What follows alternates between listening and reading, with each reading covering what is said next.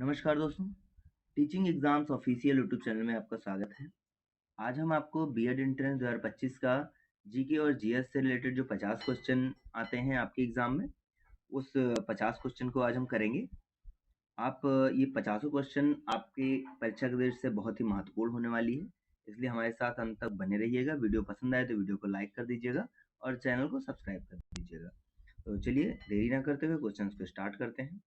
आज का पहला क्वेश्चन है, निम्न में से कौन सा महासागर विश्व में अत्यधिक बड़ा है? ऑप्शन है अंटार्कटिक, पैसिफिक, इंडियन, अटलांटिक। तो इसका सही आंसर होगा पैसिफिक। पैसिफिक यानी कि प्रशांत महासागर। प्रशांत महासागर जो है वो विश्व का सबसे बड़ा गहरा महासागर है। अगर ये पूछा जाए कि इसका क्षेत्रफल कितना है, तो आपको हम बता दे रहे हैं इसका क्षेत्रफल जो है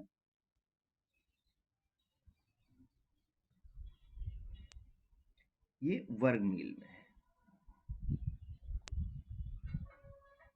ठीक है, 6,36,34,000 वर्ग मील में है। अगला क्वेश्चन है, पुनर्गठित योजना आयोग का नया नाम क्या है? तो देख लीजिए, हर जगह नीति आयोग और नीति आयोग ही दिया हुआ है, जो कि कंफ्यूज कर सकता है आपको, लेकिन इसका जो सही आंसर होगा नीति आयोग। नीति आयोग यानी ऑप्शन सी होगा। अब आपको बता दें कि देखिए, नीति आयोग कई तरीके से दिया हुआ है, तो आप कंफ्यूज हो सकते हैं, इसलिए इसका आपको फुल फॉर्म जानना बहुत जरूरी है।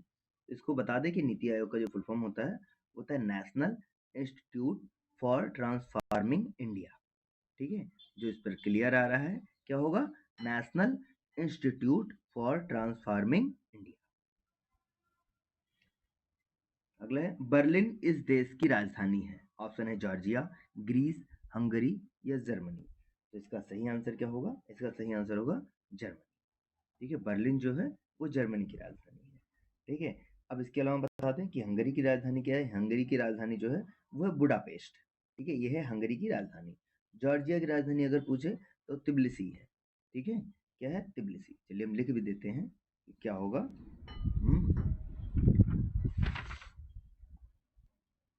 चलिए आपको हम लिख के बता दे रहे हैं कि क्या है।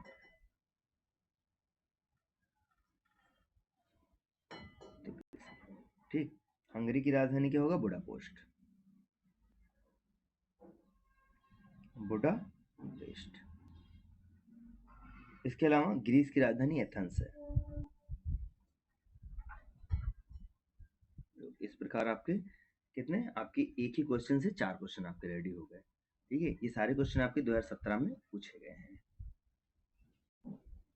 अगला है, हाल ही में निम्न में से किसे शास्त्रीय भाषा का दर्जा दिया गया? ठीक है, किसे शास्त्रीय भाषा का दर्जा दिया गया? ऑप्शन है उड़िया, कोंकणी, भोजपुरी या असमिया।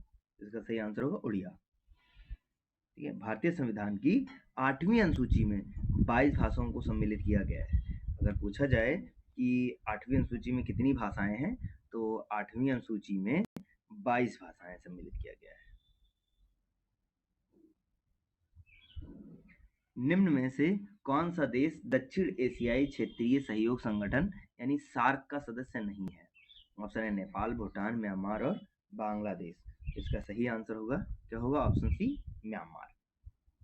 ठीक है, दक्षिण एशियाई क्षेत्रीय सहयोग संगठन, जिसे हम सार्क के नाम से जानते हैं, यह दक्षिण एशिया के 8 देशों का आर्थिक और राजनीतिक संगठन है।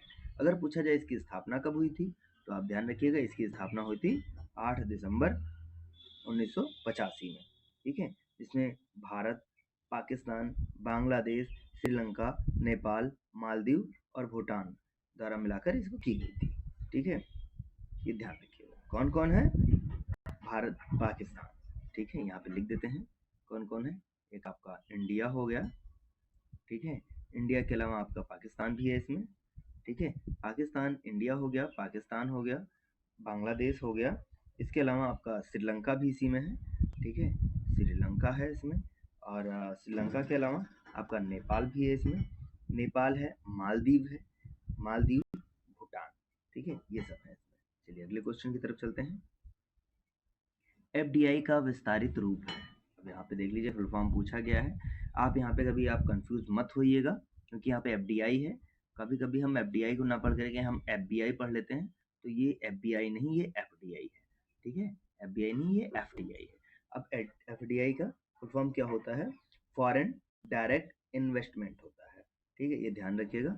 फॉरेन डायरेक्ट इन्वेस्टमेंट कहाँ है? ऑप्शन सी में है। ये ऑप्शन सी आपका सही होगा।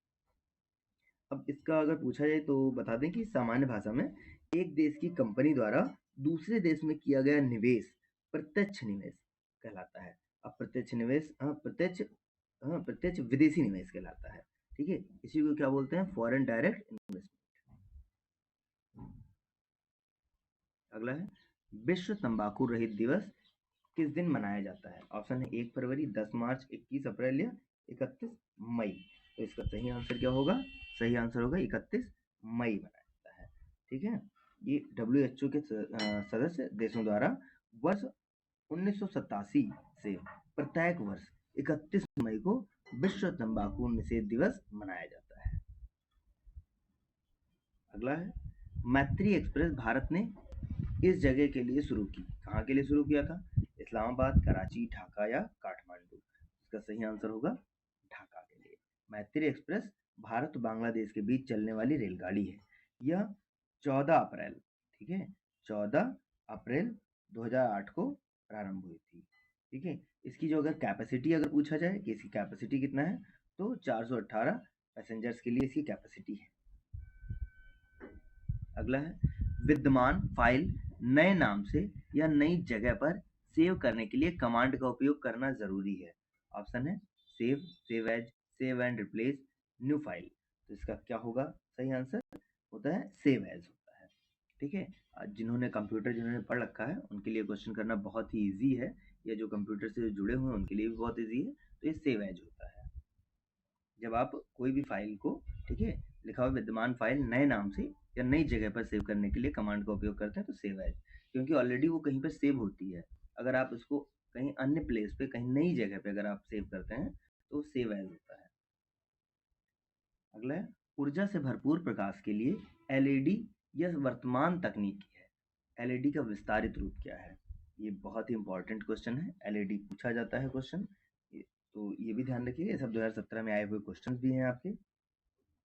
तो एलईडी का जब फुल फॉर्म होता है वो होता है लाइट इमिटिंग डायोड होता है। अब ये देखिए, लाइट इमिटिंग डायोड कौन से ऑप्शन में आपका पूछा गया? तो ऑप्शन सी में आपका पूछा गया है। ऑप्शन सी में लाइट इमिटिंग डायोड। ठीक है, प्रकाश उत्सर्जक डायोड जो है ये एक अर्धचालक डायोड होता है। रिलायंस इंडस्ट्री के अध्यक्ष और कार्यकारी निदेशक कौन है? तो 2017 में क्वेश्चन पूछा गया है। तो उस टाइम पर कौन थे? मुकेश अंबानी। ठीक है, और आज भी कौन है? मुकेश अंबानी ही है। ठीक है, इसके अलावा आपको बता दें कि अगर रिलायंस ग्रुप जब पूछा जाए तो रिलायंस ग्रुप के कौन है अध्यक्ष? और तो ये है अनिल अंबानी। ठीक है, ये रिलायंस ग्रुप के हैं, रिलायंस इंडस्ट्रीज के मुकेश अंबानी हैं। मुंबई और ठाणे के बीच किस साल पहली रेलवे लाइन बिछाई गई? ऑप्शन है 1853, 1854, 1856 या 1858। ऑप्शन ए होगा 1853। ठीक है, 16 अप्रैल 1853 को मुंबई से ठाणे के मध्य 14 डिब्बों की रेलगाड़ी 34 किलोमीटर की दूरी के लिए चलाई गई थी। ठीक है, कब चलाई गई थी? 16 अप्रैल को। ठीक है, 16 अप्रैल को चलाई गई थी। कब? 1853 में। कहाँ से कहाँ तक चलाई गई थी? तो आप ध्यान रखिएगा, ये क्वेश्चन में पूछा जाता है कि मुंबई टू ठाणे चलाई गई थी। ठीक है, मुंबई से ठाणे के मध्य चलाई गई थी। कितने डिब्बों की रेलगाड़ी थी? तो 14 डिब्बों की थी। ठीक है, 14 डिब्बों की रेलगाड़ी थी। और जो डिस्टेंस जो चलाई गई थी वो कितनी थी? वो आप लिखेंगे कि 34 किलोमीटर की ये डिस्टेंस थी। अब इसके अलावा आपको बता दें कि देखिए, भारतीय रेल एशिया का सबसे बड़ा तथा विश्व का दूसरा बड़ा रेल नेटवर्क है। ये ध्यान रखिएगा। अगला है, it a thing of beauty is a joy for ever. यह वाक्य किसने लिखा था? ऑप्शन है पीवी सेले, विलियम वर्ड्सवर्थ, जॉन केट्स या रॉबर्ट ब्राउनिंग। इसका सही आंसर होगा जॉन केट्स। जॉन केट्स एक अंग्रेजी रोमांटिक कवि हैं। ठीक है, जॉन केट्स, जिनका जन्म लंदन में हुआ था।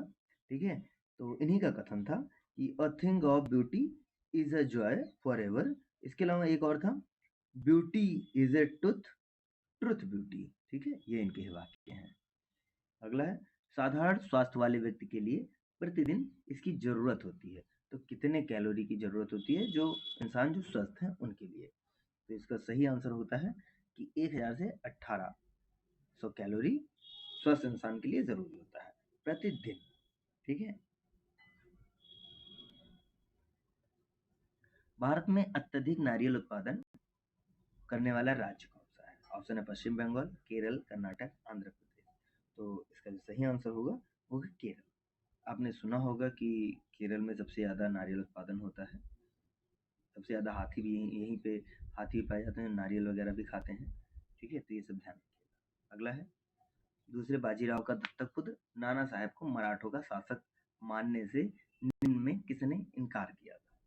तो ऑप्शन है, किसने किया था? मॉन्टेग्यू, मैकॉले, लॉर्ड या डलहौजी। इसका सही आंसर है डलहौजी। ठीक है। नाना साहब यानी धोंदू पंत सन 1824 में माधव नारायण राव के घर जन्म लिए, जो पेशवा बाजीराव द्वितीय के सगोत्र भाई थे। ये पेशवा ने नाना राव को अपना दत्तक पुत्र स्वीकारा था और 1851 में पेशवा का स्वर्गवास हो गया था। चौरी चौरा घटना किस दिन घटी थी? ठीक है, वो तारीख आपको बताना है, ये कब घटी थी। 5 फरवरी 1912, 5 फरवरी 1922, 5 फरवरी 1932 या 5 फरवरी 1942। इसका सही आंसर होगा 5 फरवरी 1922 में हुआ था। चौरी चौरा उत्तर प्रदेश राज्य के गोरखपुर जिले का एक गांव है। इस गांव में 5 फरवरी 1922 को स्थानीय पुलिस और असहयोग आंदोलनकारियों के बीच अप्रत्याशित संघर्ष हुआ था। क्रोध से भरी जो भीड़ थी, इन्होंने चौरी चौरा थाने में आग लगाकर 22 पुलिसकर्मियों को जिंदा जला दिया था। इस घटना के कारण महात्मा गांधी ने असहयोग आंदोलन जो उस समय चल रहा था उसको स्थगित कर दिया था। ये भी ध्यान रखिएगा, ये भी क्वेश्चन पूछा जा सकता है कि किस घटना के बाद असहयोग आंदोलन को स्थगित कर दिया गया था। तो चौरी चौरा घटना था, ये ध्यान रखिए। अगला क्वेश्चन है, प्रथम वित्त आयोग गठित किया गया था, कब किया गया था? 1952, 1950, 1951 या 1953। तो इसका सही आंसर होगा 1951। ठीक है, 1951 में भारतीय संविधान के अनुच्छेद 280 में वित्त आयोग के गठन का प्रावधान किया गया है, जो राष्ट्रपति द्वारा किया जाता है, जिसमें एक अध्यक्ष और 4 अन्य सदस्य होते हैं। भारत में पहला वित्त आयोग केसी नियोगी की अध्यक्षता में 1951 में गठित किया गया था। उसकी अवधि कितनी थी? 1952 से 57 तक थी। अगला है, दूसरे चंद्रगुप्त के कार्यकाल में निम्न में से किसने भारत का दौरा किया? फाहियान, ह्वेनसांग, अश्वघोष या वर्षमित्र। तो कौन था उस समय? फाहियान। ठीक है, दूसरे चंद्रगुप्त के कार्यकाल में कौन आया था? फाहियान आया था। फाहियान कौन था? एक चीनी यात्री था जो बौद्ध धर्म का अनुयायी था। फाहियान की यात्रा का उद्देश्य क्या था? बौद्ध हस्तलिपियों तथा बौद्ध स्मृतियों को खोजना। ठीक है, फाहियान चंद्रगुप्त द्वितीय के कार्यकाल में भारत का दौरा किया था। ठीक है, किस पद के संक्षिप्त रूप से वाहन का नाम जीप रखा गया? ठीक है, किस पद के संक्षिप्त रूप से वाहन का नाम जीप रखा गया? जनरल प्रॉपर्टीज, जनरल परप्स, जीवन पवन, इनमें से कोई नहीं। इसका सही आंसर क्या होगा? जनरल परप्स। जनरल परप्स के संक्षिप्त रूप से वाहन का नाम जीप रखा गया था। स्वराज मेरा जन्मसिद्ध अधिकार है और मैं उसे लेकर ही रहूंगा, ये किसने कहा था? विपिन चंद्र पाल, गोपाल कृष्ण गोखले, बाल गंगाधर तिलक या लाला लाजपत राय। तो ये किसने कहा था? बाल गंगाधर तिलक जी ने कहा था, यानी ऑप्शन सी होगा सही। स्वराज मेरा जन्मसिद्ध अधिकार है, मैं इसका लेकर रहूंगा, ये किसने कहा? बाल गंगाधर तिलक ने कहा था। अगला है, वननाशक से निम्न में से क्या होता है? सूखा, भूक्षरण, बाढ़ या ये सभी। तो इसका सही आंसर बता दूं, इसका होगा भूक्षरण होता है। वननाशक का अर्थ है संपूर्ण रूप से किसी क्षेत्र को वृक्षों से विहीन करना और वन क्षेत्र को अन्य कार्य हेतु उपयोग में लाना। ठीक है, वन विहीन क्षेत्र में भूक्षरण यानी मृदा अपरदन सबसे ज्यादा होता है। विश्व पर्यावरण दिवस किस दिन मनाते हैं? ऑप्शन है 5 जुलाई, 5 अगस्त, 5 जून या 5 अप्रैल। तो इसका सही आंसर होगा, क्या होगा, 5 जून। ठीक है, 1974 से प्रतिवर्ष विश्व पर्यावरण दिवस 5 जून को मनाया जा रहा है। वर्ष 2019 की थीम जो थी वो बीट एयर पॉल्यूशन थी। ये ध्यान रखिएगा कि विश्व पर्यावरण दिवस कब मनाया जाता है, 5 जून। भारत में गन्ने के उत्पादन का सबसे बड़ा राज्य उत्तर प्रदेश, बिहार, तमिलनाडु या पश्चिम बंगाल। इसका सही आंसर होगा कि उत्तर प्रदेश। ये भारत विश्व का दूसरा सबसे बड़ा गन्ना उत्पादन देश है। भारत में गन्ना उत्पादन के 2 प्रमुख क्षेत्र हैं। उत्तर भारत में उत्तर प्रदेश गन्ना का सबसे बड़ा उत्पादक राज्य है तथा इसके अन्य बिहार, पश्चिम बंगाल, पंजाब, हरियाणा ये सब भी गन्ना उत्पादन में सहयोग करते हैं। अगला है, भारत से निम्न में से किसका अधिकतम निर्यात होता है? किसका अधिकतम निर्यात होता है? रत्न का, पेट्रोलियम उत्पाद, मोटर गाड़ियां, मशीनरी। किसका होता है? सब पेट्रोलियम उत्पाद का होता है। भारत में सर्वाधिक निर्यात रिफाइंड पेट्रोलियम का होता है। इसका ऑप्शन बी सही होगा। अगला है, एफडीआई अपने साथ शेयर पूंजी लाता है लेकिन यह नहीं है। ठीक है, क्या नहीं है? वित्तीय स्थिरता, प्रौद्योगिकी, हथियार और गोला बारूद या रोजगार। तो इसका जो सही आंसर होगा, हथियार और गोला बारूद। एफडीआई यानी कि प्रत्यक्ष विदेशी निवेश के द्वारा कोई भी बाहरी देश की कंपनी किसी भारतीय कंपनी में पैसा लगा सकती है तथा वित्तीय स्थिरता, प्रौद्योगिकी तथा नए रोजगार पैदा कर सकती है, परंतु यह हथियार तथा गोला बारूद नहीं ला सकती है। ठीक है, अगला क्वेश्चन है, भारतीय सूचना प्रौद्योगिकी के पितामह कौन है? नारायण मूर्ति, अब्दुल कलाम, रामदास या इनमें से कोई नहीं। तो इसका सही आंसर होगा नारायण मूर्ति। भारतीय सूचना प्रौद्योगिकी का पितामह नारायण मूर्ति को कहा जाता है। ये सॉफ्टवेयर कंपनी इन्फोसिस टेक्नोलॉजीज के संस्थापक हैं। ठीक है, अगला है, ईमेल का पूर्ण रूप है। ईमेल का पूर्ण रूप क्या है? Express mail, electronic mail, electric mail या इलेक्ट्रॉनिक मेल या इजी मेल। इसका सही आंसर है इलेक्ट्रॉनिक मेल। ठीक है, ईमेल का अर्थ इलेक्ट्रॉनिक मेल है। ये डाक सेवा की बिल्कुल जैसा ही होता है। ठीक है, वहाँ पे देख लीजिएगा, वहाँ पे जब भी देखेंगे वहाँ पे टू लिखा होता है, यानी पाने जो जिसको आपको भेजना है उसका यहाँ पे एड्रेस लिखना होता है। अगर सीसी वहाँ पे आपको लिखा मिलता है यानी इसका कार्बन कॉपी किसको आपको भेजना है उसका लिखा रहता है। सब्जेक्ट वहाँ पे दिया होता है कि यहाँ पे आपको सब्जेक्ट क्या लिखना है। तो सब्जेक्ट यानी कि जो आपका सब्जेक्ट हो, जिस पे आप मेल भेजना चाहते हैं, जिस विषय पर मेल भेजना चाहते हैं, वो यहाँ पे लिखा होता है। उसके बाद में आप देखेंगे तो वहाँ पे एक बॉडी लिखा होता है, यानी ईमेल के लिए पोर्ट नंबर 25 एसएमटीपी प्रोटोकॉल का उपयोग होता है। अगला है, सामान्य इनपुट स्ट्रीम से पूर्णांक डेटा निवेश इनपुट करने के लिए उपयोग में आने वाली स्कॉनर क्लॉड की पद्धति है। ऑप्शन क्या है? Character stream, byte stream, out stream, इनमें से कोई नहीं। तो इसका सही ऑप्शन होगा बाइट स्ट्रीम।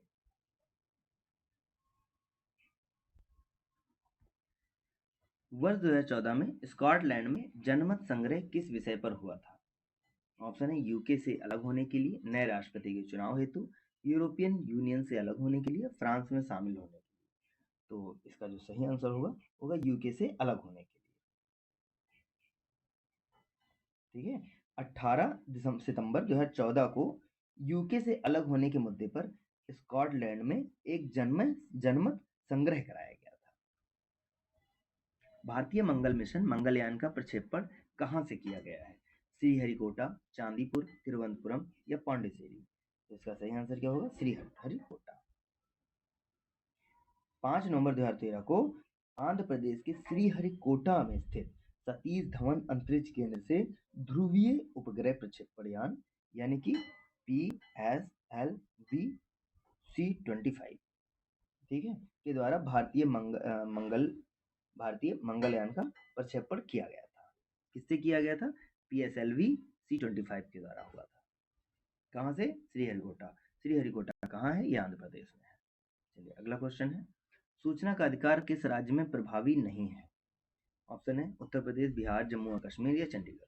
तो आपको बता दें कि 2017 में जब यह क्वेश्चन पूछा गया था, 2017 में जब यह क्वेश्चन पूछा गया था तो उस समय जम्मू और कश्मीर में प्रभावी नहीं था। मुख्य सूचना आयुक्त की पदावधि है पूरी होने तक 5 वर्ष, 3 वर्ष, 2 वर्ष या 7 वर्ष। तो आपको बता दें 5 वर्ष। मुख्य सूचना आयुक्त की पदावधि 5 वर्ष या 65 वर्ष की आयु तक जो भी पहले आ जाए, ठीक है, तब तक, हाँ, इनकी पदावधि पूरी होने तक, ठीक है, यानी चाहे 5 वर्ष हो जाए, कंप्लीट हो जाए, या फिर इनकी 65 वर्ष की उम्र पूरी हो जाए, ठीक है। मुख्य सूचना आयुक्त की पुनर्नियुक्ति नहीं हो सकती है, ठीक है, ये भी ध्यान रखिएगा। भारत में सर्वप्रथम 2 अक्टूबर 1959 में पंचायती राज व्यवस्था कहाँ से प्रारंभ हुई थी? वर्धमान पश्चिम बंगाल, गया बिहार, फैजाबाद उत्तर प्रदेश या नागौर राजस्थान? तो इसका जो सही आंसर होगा वह नागौर राजस्थान। नागौर राजस्थान से पंचायती राज व्यवस्था की अवधारणा को सबसे पहले 2 अक्टूबर, ठीक है, 1959 को राजस्थान के नागौर जिले में लागू किया गया था। इसका प्रमुख उद्देश्य था राष्ट्र का लोकतांत्रिक विकेंद्रीकरण, ठीक है। अगला है 1922 में महात्मा गांधी ने असहयोग आंदोलन क्यों वापस लिया था? अंग्रेजी सरकार के दबाव में आकर, भारतीय लोगों द्वारा सहयोग न मिलने के कारण, चौरी चौरा में हिंसात्मक घटना के कारण, या उपयुक्त में से कोई नहीं। तो अभी मैंने थोड़ी देर पहले मैंने आपको एक क्वेश्चन करवाया था जिसमें आपको ये भी बताया था कि असहयोग आंदोलन क्यों स्थगित किया गया था। ये मैंने बताया था कि ये क्वेश्चन आ सकता है, देख लीजिए वैसे ही क्वेश्चन हुबहू आपके पास आ गया है। तो आपको अब इसमें क्लियर हो ही गया होगा कि चौरी चौरा की हिंसात्मक घटना के कारण हुआ था, जिसमें चौरी चौरा जो पुलिस थाने थे उसमें आग लगाकर 22 पुलिसकर्मियों की हत्या कर दी गई थी। इसलिए गांधी जी ने असहयोग आंदोलन को स्थगित कर दिया था।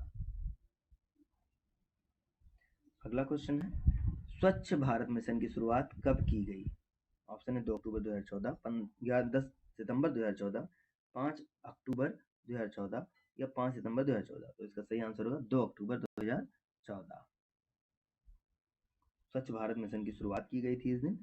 इस मिशन का उद्देश्य था 2014 से 19 के मध्य भारत को स्वच्छ बनाकर वर्ष 2019 में गांधी जी की 150वीं जयंती मनाए जाने तक उनके स्वच्छ भारत के सपने को पूरा करना। सूचना का अधिकार कब लागू हुआ? बहुत ही बढ़िया क्वेश्चन है, ये आपके काम भी आ सकता है हमेशा। तो ऑप्शन है 12 अक्टूबर 2005, 12 अक्टूबर 2006, 4 सितंबर 2005 या 12 नवंबर 2006। तो कब लागू किया गया था? तो इसका सही आंसर होगा 12 अक्टूबर 2005 को लागू हुआ था।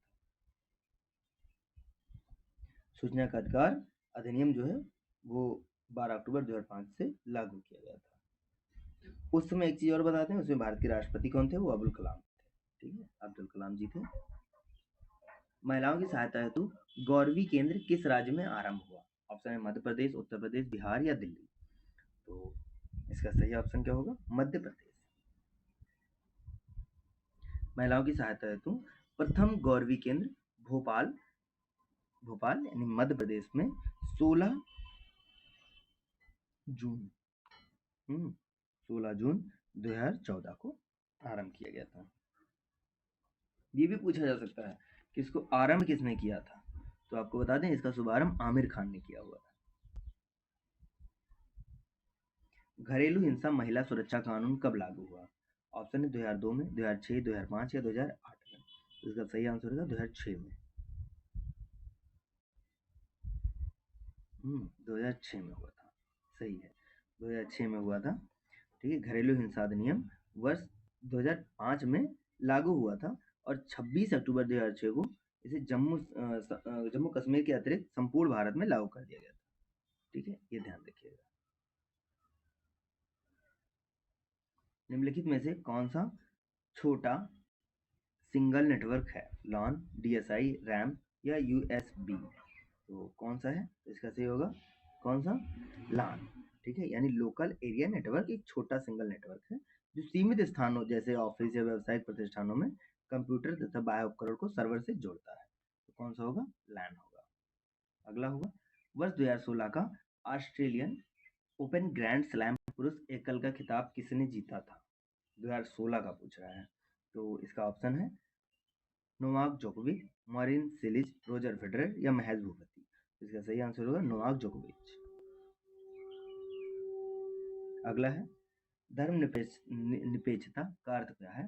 राज्य सरकार अभी सभी धर्म के खिलाफ, राज्य सरकार द्वारा एक धर्म को स्वीकार, राज्य सरकार द्वारा किसी धर्म को स्वीकार नहीं करना, या इनमें से कोई। तो इसका सही आंसर क्या होगा? राज्य सरकार द्वारा किसी धर्म को स्वीकार नहीं करना। ये होता है धर्मनिरपेक्षता का अर्थ। इसमें से कौन बायोडिग्रेडेबल नहीं है? ठीक है, इसका सही आंसर होगा, वैसे ऑप्शन है सब्जी, फल, केचुआ या एल्यूमिनियम। इसका सही आंसर होगा एल्यूमिनियम। तो आपको बता दें कि बायोडिग्रेडेबल क्या है। तो इसको हम बता दें कि जीवाणुओं तथा फंगस के द्वारा जो वस्तुएं अपने संगठनों में टूट जाती हैं उन्हें बायोडिग्रेडेबल कहते हैं। जैसे आपको बता दें सब्जी हो गया, फल हो गया, जीवों के मृत शरीर हो गया, लेकिन मानव द्वारा रसायनों के प्रयोग से निर्मित पॉलिथीन और एल्यूमिनियम फॉयल ये सब जैव अपघटित पदार्थ नहीं है। अगला है जैव विविधता की दृष्टि से भारत का कौन सा स्थान धनी है? पश्चिमी घाट, पूर्वी घाट, थार रेगिस्तान या छोटा नागपुर। तो इसका सही आंसर होगा पश्चिमी घाट। जैव विविधता की दृष्टि से भारत का सबसे स्थान धनी है तो पश्चिमी घाट है। तो ये आप ध्यान रखिएगा। चलिए अगला है मानव शरीर में क्रोमोसोम की संख्या कितनी होती है? 40, 43, 46 या 48। इसका सही आंसर होगा 46, क्योंकि 23 होते हैं। ये ध्यान रखिए, मानव शरीर में 23 जोड़े अर्थात 46 गुणसूत्र होते हैं। भारतीय मृदा में कमी है किस चीज की? मैग्नीज की, कैल्शियम, नाइट्रोजन या फास्फोरस। तो किस चीज की कमी है? नाइट्रोजन की कमी होती है। ठीक है, भारतीय मृदा में नाइट्रोजन की कमी है। अगला है किसी राज्य के उच्च न्यायालय ने वर्ष 1971 से पूर्व राज्य में बसे सभी बांग्लादेशी नागरिकों को भारतीय नागरिक माना है। किसने माना है? असम, पश्चिम बंगाल, त्रिपुरा या मेघालय। तो इसमें जो सही आंसर होगा वो होगा क्या? मेघालय। मेघालय हाईकोर्ट ने यह निर्णय लिया कि 24 मई, क्या निर्णय लिया था उन्होंने? निर्णय लिया था कि 24 मई 1971 से पूर्व मेघालय में बसने वाले बांग्लादेशी नागरिक भारतीय नागरिक माने जाएंगे। ठीक है, ये उन्होंने कहा था। अगला है राज्यसभा के सदस्य का कार्यकाल कितने वर्ष का होता है? 3 वर्ष, 5 वर्ष, 6 वर्ष या 2 वर्ष का होता है? तो इसका सही आंसर होगा 6 वर्ष का होता है। अनुच्छेद 84 के अनुसार राज्यसभा संसद का एक स्थायी निकाय है। इसका कभी भी पूर्णता विघटन नहीं होता है। राज्यसभा के सदस्य 6 वर्ष के लिए निर्वाचित होते हैं और प्रत्येक 2 वर्ष के बाद इसके 1/3 सदस्य सेवानिवृत्त हो जाते हैं। यानी कि हर 2 साल पे इनका चयन होता रहता है। तो इस हिसाब से हर दूसरे साल इनका 1/3 भाग जो होता है वो रिटायर होता रहता है। ये ध्यान रखिएगा। लोकसभा का कोरम कुल सदस्य संख्या कितना होता है? 1/3, 1/5, 1/4 या 1/10। इसका सही आंसर होगा 1/10। कोरम का तात्पर्य होता है कि लोकसभा की बैठकों के लिए कम से कम 1/10 सदस्यों की उपस्थिति अनिवार्य होती है। यह भारतीय सदन का प्रथम सदन होता है। इस हिसाब से इसका ऑप्शन होगा 1/10। अगला और आज का अंतिम क्वेश्चन है राज्य मानवाधिकार आयोग का अध्यक्ष कौन होता है? ऑप्शन है सेवानिवृत्त सिविल सेवक, राष्ट्रपति द्वारा मनोनीत, उच्च न्यायालय का सेवानिवृत्त मुख्य न्यायाधीश या राज्यपाल द्वारा मनोनीत। तो इसका सही आंसर क्या होगा? इसका सही आंसर होगा ऑप्शन सी, उच्च न्यायालय का सेवानिवृत्त मुख्य न्यायाधीश। ठीक है, ये इसका सही आंसर होगा। अब आपको बता दें कि राज्य मानवाधिकार का अध्यक्ष उच्च न्यायालय का सेवानिवृत्त मुख्य न्यायाधीश होता है। उत्तर प्रदेश मानवाधिकार आयोग की स्थापना मानवाधिकार संरक्षण अधिनियम 1993 की धारा 21 के तहत 7 अक्टूबर 2002 को की गई थी। ठीक है, तो ये रहा आज का हमारा अंतिम क्वेश्चन था।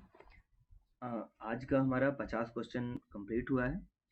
तो अगर आप बीएड में अच्छा स्कोर करना चाहते हैं, अच्छा विद्यालय अगर आप प्राप्त करना चाहते हैं, तो हमारे जितने हमने वीडियोस बनाए हैं वो सारा आप देख लीजिएगा, क्योंकि सारा का सारा पीवाईक्यू बेस्ड वीडियोस हैं। तो और पीवाईक्यू से आपको पता होगा कि हर एग्जाम में पीवाईक्यू से सबसे ज़्यादा क्वेश्चन आते हैं, क्योंकि यहाँ से आपको पता भी हो जाता है कि क्वेश्चन का स्टैंडर्ड क्या होगा। तो क्वेश्चन के स्टैंडर्ड के हिसाब से आप सारे क्वेश्चन आपके बने हुए हैं। तो आप सारे वीडियोस को आप देख लीजिए, आपके स्कोर कन्फर्म है कि आपको अच्छे विद्यालय मिलेंगे, अच्छा स्कोर आपका बनेगा। आशा करते हैं कि आपको वीडियो अच्छी लगी होगी। वीडियो को अच्छी लगी हो तो वीडियो को लाइक कर दीजिएगा, चैनल को सब्सक्राइब कर लीजिएगा ताकि आने वाली जो भी वीडियो है सबसे पहले आप तक पहुँचे। और आप इसे अपने सभी दोस्तों को भी शेयर कर दीजिएगा। धन्यवाद।